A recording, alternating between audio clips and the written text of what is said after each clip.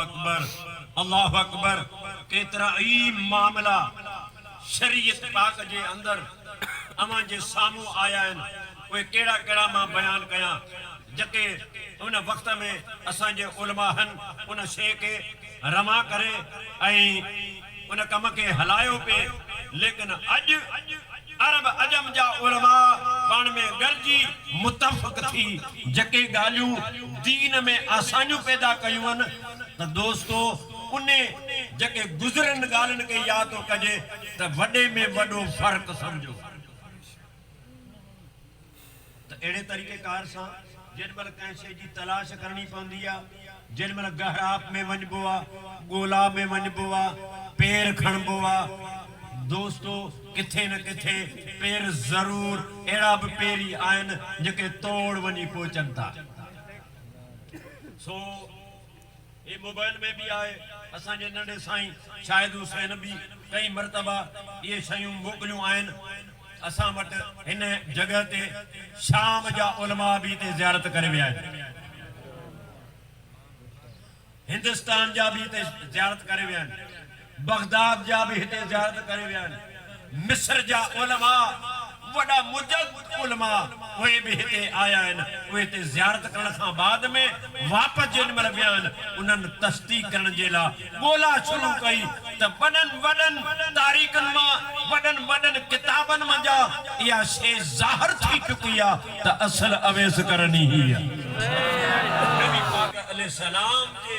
उन दंद मुबारक शहीद जो ॿुधी ऐं जेको अवेस करनी जा दंद मुबारक निकता वो पत्थर में ॾेखारियो। सुभान अल्लाह। साधन सजी बाह ते सफेदी जो निशान आहे, जे वडो डिगलो थींदो आहे ओ ओतरो निशान आहे सजी बाह ते। नबी पाक अलैहिस्सलाम जन फरमाइन था त अवेस उहा हस्ती आहे जो अल्लाह ताला अवेस करनी जे रूप ते अवेस करनी जे सूरत ते 70,000 फरिश्ता पैदा कया। घणा घणा 70,000 मलाइक पैदा कया जिन क़यामत जो ॾियारो थींदो त नबी पाक अलैहिस्सलाम ता फरमाइन त उहे इर्दो गिर्द उहे मलाइक हुंदा जेके अवेस जे रूप में अल्लाह ताला बनाया हम शिकल उहे इर्दो गिर्द हुंदा। अवाम के महशर जे मैदान वारन के या कंहिंखे भी खबर न पवंदी त असल अवेस करनी केड़ो आ, उन्हें के खबर पवंदी जेके रब घुरंदो, जेके रब घुरंदो, जिला रब चाहींदो उनके अवेस करनी जो दीदार थींदो। मदीने जो ताजदार रहमत लिल आलमीन की जात पाक महशर जे मैदान में हुजूर अलैहिस्सलाम आया इंदा ऐं हुजूर अलैहिस्सलाम के निदा इंदी ए महबूबा अमा कंहिंजी तलाश में निकता आयो। हुजूर फरमाइंदा मौला आऊं पंहिंजे अवेस के ॻोल्हियां थो। निदा इंदी महबूबा अवेस तवा के इते न मिलंदो, पाणे जन्नत में अवां जे खिदमत में हाजिर थींदो। उन दुआ घुरी आहे त मौला मुखे जे दुनिया में तो छुपाए रखियो आ, क़यामत जे ॾिहाड़े भी मुखे छुपाए रखजा, क़यामत जे ॾिहाड़े भी छुपाए रखजा ऐं मुझे मज़ारन के भी छुपाए रखजा। त दोस्तों सतन जाइन ते छो सतन जाइन ते इन जे करे आ मशहूर मारूफ करामत अचो इन मथे जा पई अचो मशहूर मारूफ हजरत बाकी बिला रहमतुल्लाह अलैह वाकई मर्तबा तवा उन जी तारीफ उन जी करामत ॿुधी हूंदी त होटल वारो जहां साईं जा फकीर वया त साईं लंगर खाने में इन वक्त में पचाइण जे लाइ का शइ कोन्हे, अधु रात जो टेमा मेहमान आया आहिनि, इन जे लाइ छा करणु खपे। पाण फरमायूं त होटल तां वञी मानी वठी अचो। होटल ते विया, जिन महिल होटल वारनि ॾिठो साईं जा फ़कीर आया उन्हनि वॾी मोहब्बत चाहत सां लंगर ॾिनो जेतिरी चाहत हुई ज़रूरत खां वधीक ॾिनो पर पैसा न वरितो अक़ीदत रखंदा हुया ऐं पाण फरमायो त साईं जन जी ख़िदमत में इहो लंगर में क़बूल कराइजो जेॾीमहिल लंगर आयो त क़िबला साईं हज़रत सरकार जन पुछो बाक़ी बिला रहमतुल्लाह अलैह त बाबा तमां उनखे पैसा ॾिना न साईं पैसा नथो वठे पाण फरमायो त उन्हनि जे बच्चनि जो रोज़गार आहे कंहिं न कंहिं तरीक़े सां वञी ॾेई अचो या ॾेई अचो अगरि नथो वठे त वठी अचो फ़कीर विया पैसा ॾियण जे लाइ होटल वारे न वरिता चई त साईं बाबा नथो वठी त पोइ हाणे हली रूबरा साईं खे मोटाए ॾे आयो ख़िदमत में साईं जन फरमायो त तुंहिंजे बच्चनि जो रोज़गार आहे असां तुंहिंजो लंगर में बि क़बूल कयो हीअ अचे वठ अर्ज़ कई त साईं सदाई अवां जे दर ते खाईंदा आहियूं अवां दुआ फरमायो अल्लाह ताला मुझे इन होटल जे कारोबार में बरकत विझंदो ही मुझो लंगर में क़बूल थिए पाण फरमाइजे पैसा नथो वठी त जेको खपई सो घुर कुछ न कुछ घुर हां छा कर कुछ न कुछ घुर अल्लाह करे एड़ो वक्त अचे न त शल घुरण ॾांहुं अची वञे कुछ न कुछ गुर अर्ज हू बेचारो आम इंसान हुयो आम माण्हू हुयो उनके इहा ख़बर न हुई त गौस छा आहे कुतुब छा आहे वली छा आहे आरिफ छा आहे रब्बानी आलिम छा आहे उनके इहा ख़बर कान हुई अर्ज कई त हुजूर अगर जे ॼण थो चाहीं न त जीअं तूं आई मूंखे ईअं खणी बणा जीअं तूं आई ईअं खणी मूंखे बणा त पाण उथी पिया उथी ऐं बीह रहिया फरमाया त हलिया होटल वारो आयो साईं सीने सां लॻायो अल्लाहु अकबर सीने सां मिलाए पाण भाकर पातऊं ॿिन्ही ॿाहुनि जो ज़ोर लॻायूं अल्लाहु अकबर ॾिसण वारा हैरत में रहिजी विया कुछ देर खां बाद में उहे चवनि था अल्लाह जे इज़्ज़त जो कसम ख़बर न पई पए होटल वारो कहिड़ो त असांजो मुर्शिद सूरत भी मटजी वई सीरत भी मटजी वई कद भी हुओ बुत भी हुओ रंग भी हुओ कपड़ा भी हुआ ही हजरत नबी पाक अलैहिस्सलाम जा गुलाम हो एड़े तरीक़ेकार सां ही अल्लाह जे वलियन जूं केतरियूं करामतूं ईंदियूं आहिनि केतिरा ज़िक्र ईंदा आहिनि उन्हनि पंहिंजे मोहब्बत में पंहिंजे मुरीदनि खे पंहिंजे ख़लीफ़नि खे उहो रंग अता कयो ख़बर कान हूंदी हुई मुरीद कहिड़ो त ख़लीफ़ो कहिड़ो मुरीद कहिड़ो त मुर्शिद कहिड़ो का ख़बर कान पवंदी हुई जन आम वलीअ जी इहा करामत मौजूद आहे त अवेस त मालिक सजणा आया अची मुरीद थिया अची ख़िदमत में रहिया ॾिसण वारा हैरान जी विया उहे चवनि था कुछ देर खां बाद में ख़बर कान पई असल इन्हनि में अवेस करनी कहिड़ो हुआ उहे छजण सतो असन छहू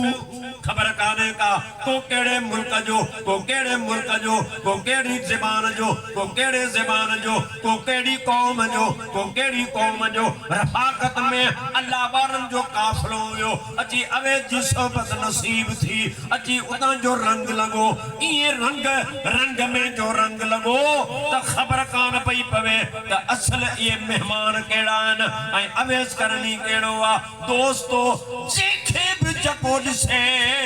ॾिसण वारा इहो ई नाम सॾींदा रहिया जे साम्हूं अची वञे सिंध वारो त चवनि त अवेस करनी आहे जे बलोचिस्तान वारो अची वञे चवनि त अवेस करनी इहो आहे यमन जो अची वञे चवनि अवेस करनी इहो आहे शाम जो अची वञे चवनि अवेस करनी इहो आहे इराक मां अची वञे चवनि अवेस करनी इहो आहे रिवायतुनि जे अंदरि किन चयो त हज़रत मौला अली सां गॾु उहो आयो आहे अची जंग कई आहे उन में शहीद थियो आहे शाम जे अंदरि उहो रोज़ो आहे इहा बि हक़ आहे सचा इन जो बि इनकार कोन्हे पर ख़बर कान्हे अलाए कहिड़ो अवेस बगदाद में उते भी मौजूद, हिंदुस्तान में उते भी मौजूद, ईरान में उते भी मौजूद, शाम में उते भी मौजूद, फलस्तीन में उते भी मौजूद, उर्दन में उते भी मौजूद, सतन जाइन ते सिंध में भी मौजूद। मुझे महबूब करीम अलैहिस्सलाम जा गुलामो रिवायतूं जके आइन सब मुत्तफिक आइन हक्का, उनमें का मिलावट काने का, लेकिन उन रिवायत करने वारन खे या त खबर काने का त असल अवेस केड़ो आ। हाणे समझ लगी? इन जे करे सतन जाइन ते संदन रोजा पाक हन, सतन जाइन ते मौजूद आहे। पर दोस्तों अमा के खबर आ त ही जका जगह ही जको इलाको आ खुशकिस्मत वडे वक्त ऐं मुक़दर वारो त साईं जी अम्मा साईं भी थे आ। सुभान अल्लाह, सुभान अल्लाह। अवेस करनी हमेशा पंहिंजे अम्मा जे ताबे रहो, अम्मा जे खिदमत में रहो। तो याद रखो इन मजा इया साबित से आ मुझे दिलबर नबी पाक अलैहिस्सलाम जा गुलामो हजरत अवेस करनी हिन इलाके में जन पंहिंजे शफकत जो जन ककर वसाइण आयो। अल्लाह अकबर। हिता अम्मा जे खिदमत में हुआ, अम्मा के कुलन ते खणी अवेस करनी सफर करे रहो हो। जन सन जे सरजमीन का अवेस करनी गुजरियो त अवेस करनी फरमायो अम्मा सजी उम्र मु तुझी खिदमत कई है, सनवारा केर नाराज न थे। अम्मा अम्मा जी मु खिदमत कई है सजी उम्र मजूरी दे छाजो मजूरी जो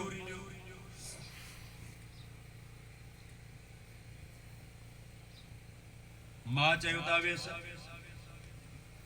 हाजिर मजूरी तोखे मिले थी पर कुछ विखू अगते खण थोरो अगते हल त पो तोखे मजूरी ताके मिले थी जेको तू घुरंदे तोखे मिलंदो।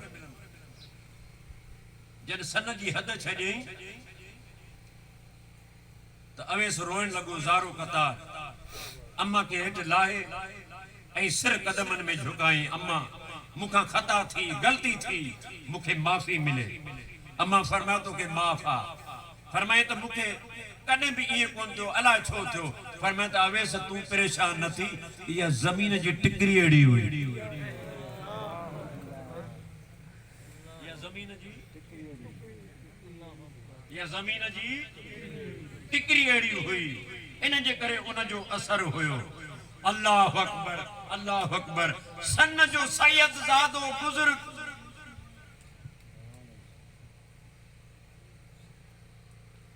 खादम आहे, गुलाम आहे, खलीफो आहे हजरत शहीद मखदूम बिलावल जो हजरत मखदूम बिलावल जके घाणे में पीड़िया रबानी आलमा जंहिंजे लाइ हुजूर अलैहिस्सलाम काफिलो मोकिलियो जके रूहानी जो रंग वठण विया हा, जेके उते रहा पे त असांखे फकर नसीब थे। नबी पाक अलैहिस्सलाम जन उन्हनि के ख्वाब ज़रिए हुक्म कयो अमा सिंध जे सरजमीन ते वञो। टंकी जे इलाके में हिकिड़ो मौलाना साहब आ, मौलवी साहब आ, मखदूम बिलावल, उन वटि वञो तव्हांखे उते रंग मिलंदो। हजरत मखदूम बिलावल रहमतुल्लाह अलैह वट आया, काफिलो आयो, साईं जन उनकी खिदमत कई। पुछूं उन्हनि सॼो तज़किरो बयान कयो। असां मदीने में आया आहियूं। पाण फरमाया त मां त मुल्लो आहियां, हिते वेठो ॿार पढ़ायां, इहो ॿियो को बिलावल हूंदो, मां त मखदूम बि न आहियां, मां त आम जेको सो बिलावल आहियां। तव्हां ॿिए जी तलाश कयो। अर्ज़ कयो त साईं असांखे अव्हां जी तस्वीर बि महबूबनि ॾेखारी हुई, सो अव्हां ई आयो। वो पाण फरमाया त वेहो आराम कयो। वो पाण जेको सो बदाम तैयार कयो। हिकिड़ो ग़रीबनि वारो, ॿियो अमीरनि वारो, ॿ दस्तरखान लॻा। काफले वारन मेहमानन के इतला कई वई बाबा अचो लंगर खायो दोस्तो जेके अमीरी ताम खान जेला जेके उन लंगर खान ते वेठा ऐं ॿिया जेके माण्हू हा उहे काफले वारा उहे वञी दाल बसर ते वेठा जन गरीबाणे फकीराणे ताम ते जिन जिन उन दस्तरखान ता अमीरी ताम खादो उहे सब अमीर बनी विया ऐं जिन फकर जो रंग नंगर खादो उहे सब औलिया बनी विया सुभान अल्लाह यो हुई हकीकत यो हो मान यो हो शान हजरत शहीद मखदूम बिलावल जो हजरत मखदूम बिलावल पंहिंजे मुरीद वट सन में आयो दावत अल्लाह अकबर इते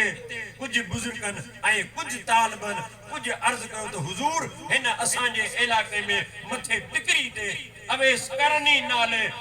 तज़को बुदू था सीना पर सीना ऐनी तस्दीक का काने का लेकिन मानू चवन था तो असल अवेस करनी इयो आ किबला पोया का खबर काने का पान आलम रब्बानी आलम होया पान फरमायो त ये किए तो थी सके वो त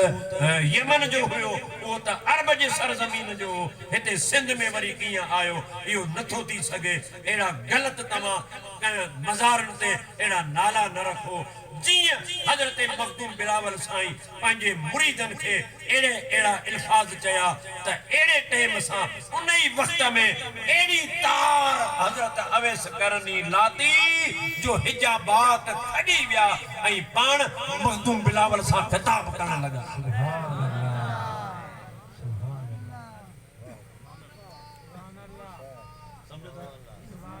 हजरत मखदूम बिलावल सा खिताब करने लगा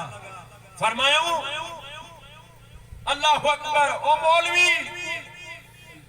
ही दिस वो दिखारियो सजी बाण वारो को दिस त ही अवेस हुआ या बियो तू छा तो समझी मान आया तो बियो केरा आऊं आया अल्लाह अकबर पाण टुप ॾेई उथिया जूती न पातो उन सैयदन सा तालिबन सा गड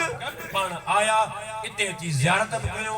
माज़रत भी कयो माफ़ी भी वरतो पाण फरमायो त असल अवेस करनी इयो आ असां पाण ज़ियारतन ते वेंदा हुयासीं एतरा पाक पतन वारे मोकलियो एड़न हस्तन वटा ये इते फकीर आया उए इश्क में भरपूर हा और रोइंदा हा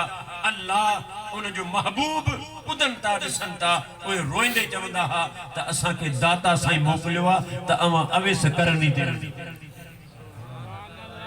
असा के बाबा फरीद पाक पतन पार वारे मोकलियो आ त तवा अवेस करनी दे वणो ये सब सयू रूहानी एक खजानो आ ये तारीख आ मुझे दिल पर नबी पाक अलैहि सलाम जा गुलाम हो असांजे सिलसिले ते वडे में वडी संदन शफकत वडे में वडी करीमी वडे में वडी मेहरबानी आ असांजे हर तालिब ते हर मोहब्बत वारे ते अवेस जो एहसान आ अवेस असांजे दुख में भी शामिल आ सुख में भी शामिल आ नफे में भी गड्डा नुकसान में भी गड्डा हर जगह ते सन में सद दींदो आ असां जी अर्ज कंदा आहियूं तीअं रब खां कबूल कराए ॾींदा